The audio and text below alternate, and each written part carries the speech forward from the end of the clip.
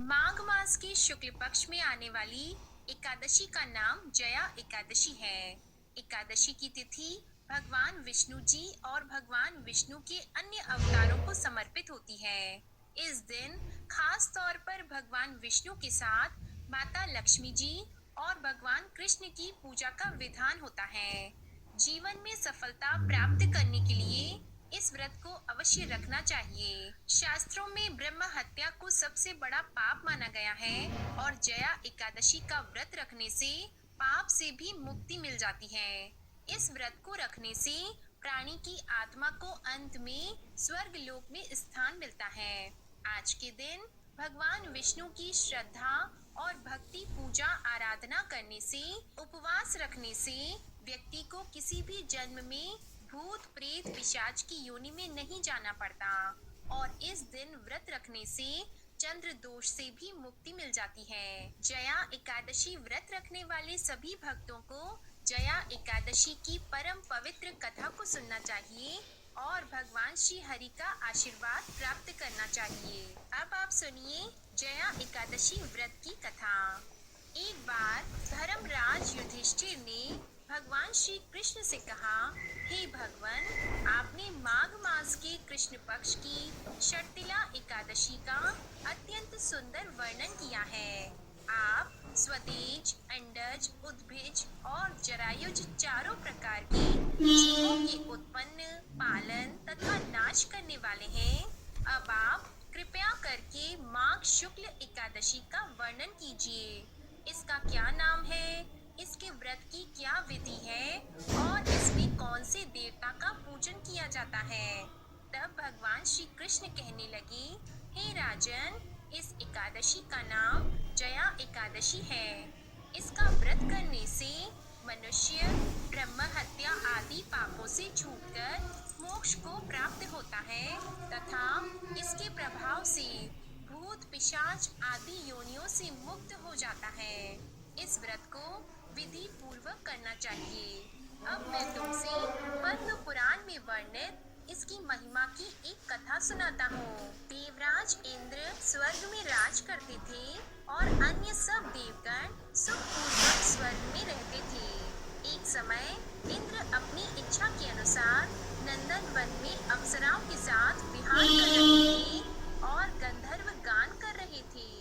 उन गंधर्वों में प्रसिद्ध पुष्पदंत तथा उसकी कन्या पुष्पवती और चित्रसेन तथा उसकी स्त्री मालिनी भी उपस्थित थे।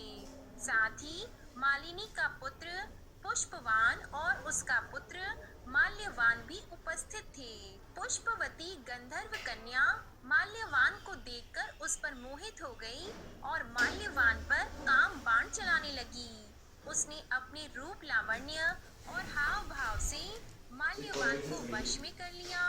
हे राजन, वह पुष्पवती अत्यंत सुंदर थी। अब वे इंद्र को प्रसन्न करने के लिए गान करने लगे, परंतु परस्पर मोहित होने के कारण उनका चित्त भ्रमित हो गया था। इनके ठीक प्रकार न गाने और स्वर ताल ठीक नहीं होने से इंद्र इनके प्रेम को समझ गया और उन्होंने इसमें अपना अपमान समझकर उनको शाप दे दिया। इंद्र ने कहा, हे मूर्खों, तुमने मेरी आज्ञा का उल्लंघन किया है, इसलिए तुम्हें धिक्कार है। अब तुम दोनों स्त्री पुरुष के रूप में मृत्यु लोक में जाकर पिशाच रूप धारण करो और अपने कर्म का फल भोगो। इंद्र का ऐसा शाप सुनकर वे अत्यंत दुखी हुए और हिमालय पर्वत पर दुखपूर्वक अपना जीवन व्यतीत करने लगे। उन्हें गंध, रस तथा स्पर्श आदि का कुछ भी ज्ञान नहीं था। वहाँ उनको महान दुख मिल रहे थे। उन्हें एक क्षण के लिए भी निद्रा नहीं आती थी। उस जगह अत्यंत सर्दी थी, इससे उनके रोंगटे खड़े रहते और सर्दी के मारे उनके दांत किटकिटाते थे। एक दिन पिशाच ने अपनी स्त्री से कहा कि पिछले जन्म में हमने ऐसे कौन से पाप किए थे जिससे हमको यह दुखदाई पिशाच योनि प्राप्त हुई। इस पिशाच योनि से तो नरक के दुख सहना ही उत्तम है। अतः हमें अब किसी प्रकार का पाप नहीं करना चाहिए। इस प्रकार विचार करते हुए वे अपने दिन व्यतीत कर रहे थे।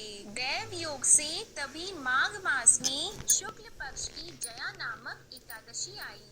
उस दिन उन्होंने कुछ भी भोजन नहीं किया और न ही कोई पाप कर्म किया, केवल फल फूल खाकर ही दिन व्यतीत किया और सायंकाल के समय महान दुख से पीपल के वृक्ष के नीचे बैठ गए।